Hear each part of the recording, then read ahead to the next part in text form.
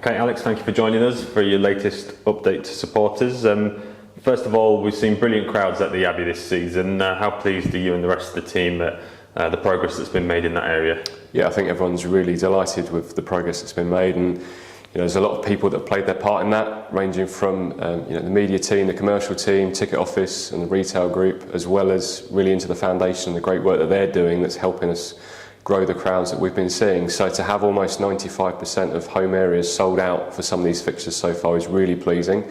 And look, record season ticket sales, record sales around the ground, record retail sales, it's fantastic. I'm sure the end of last season would have helped.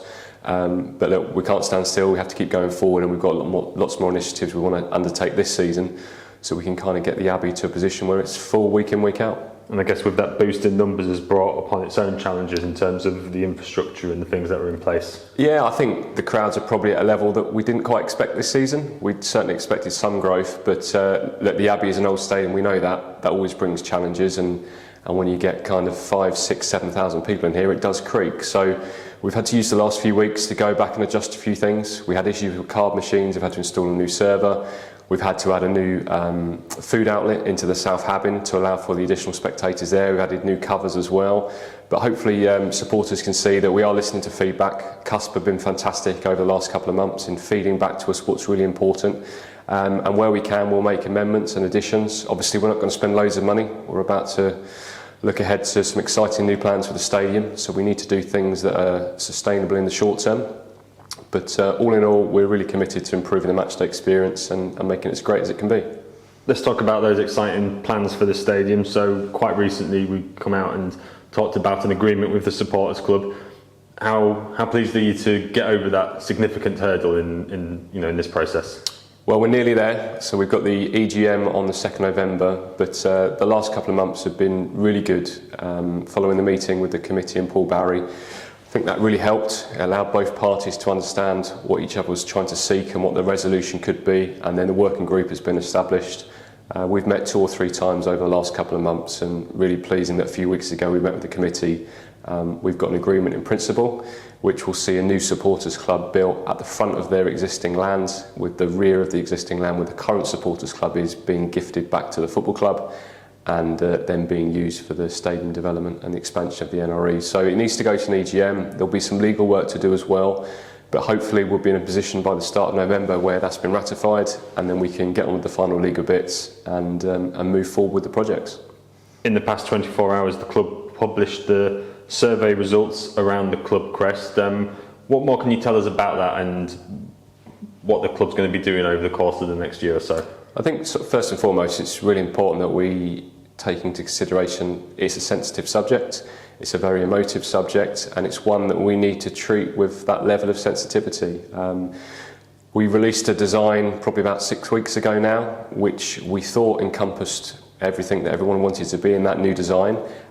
It didn't quite hit where it needed to, and that we've listened to that, we've taken on board the feedback, and we're going to go back to the drawing board. So I suppose where we are now is we've just signed off on kits for next season. That will contain the current Crest on them, and we'll use the next year to further expand the work we're doing, carry out some more focus groups, really engage with different demographics of supporters, particularly junior supporters and maybe some of our senior supporters. There's a lot of stakeholders in a football club, an awful lot, and we're never going to be able to please everybody, but what we need to do is not stand still as a football club. The owners are very passionate about us progressing with the rebranding project, and hopefully we can be in a position this time next year where we've reached a position that's broadly speaking accepted by everybody, and we move forwards. And how about the training ground? I believe the first team are almost ready to move in. Yeah, they're very, very close now. The bad weather across the last couple of weeks has certainly not helped, but we're hoping to get them in by the first week in November. Certainly the internal side of everything should be ready by then. There'll be a few bits to be done outside and around. Hopefully we can get some images out to supporters, and certainly by the time we hit the new year, the whole thing will be completely finished. But it's going to be an incredible building. Already there's a lot of excitement from Bonds, the players and staff as to the environment that's being created for them. And I've got no doubt it's going to have a big impact on them, not just in the short term, but across the next 5, 10, 15, 20 years. It's a significant step forward for the club. You mentioned the foundation earlier, and it's an exciting time for them. They've just recently had their awards dinner, and announcement has just gone out about their Carols event coming up soon, which I understand the first team will also be in attendance for.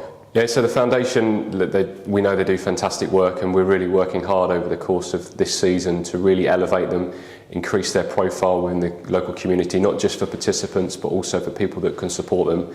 The gala dinner was a fantastic opportunity there to showcase the work they're doing. They've got their impact report coming out very shortly. The game against Fleetwood in January will be their annual match day. And we're really delighted to get the Carols back here at the Abbey. I know it took place pre-COVID, but we're now in a position where we can get up and running.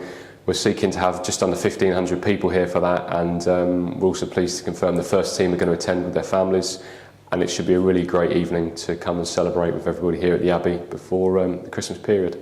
Finally, what's your message to supporters? We're in the middle of a super busy period of games. What's your message to them? Thank you so far. I mean, we're 3 months in. We've had a really good start across the whole board. In terms of form in the last few games, yeah, a little bit difficult. Certainly where we don't want to be. It's fine margins, we know that. It's missed penalties, it's lapse of concentration, it's a few officiating decisions that probably could have gone the other way. But that said, we're in a great position, really good crowds, fantastic set of owners, a great board, and we're all moving in the right direction with the training ground to be completed soon. And the excitement of the stadium development just upon the horizon. So if you've got any friends or family that are not engaging with the club already, please get them down, get them along, and I'm sure it'll be an exciting season ahead.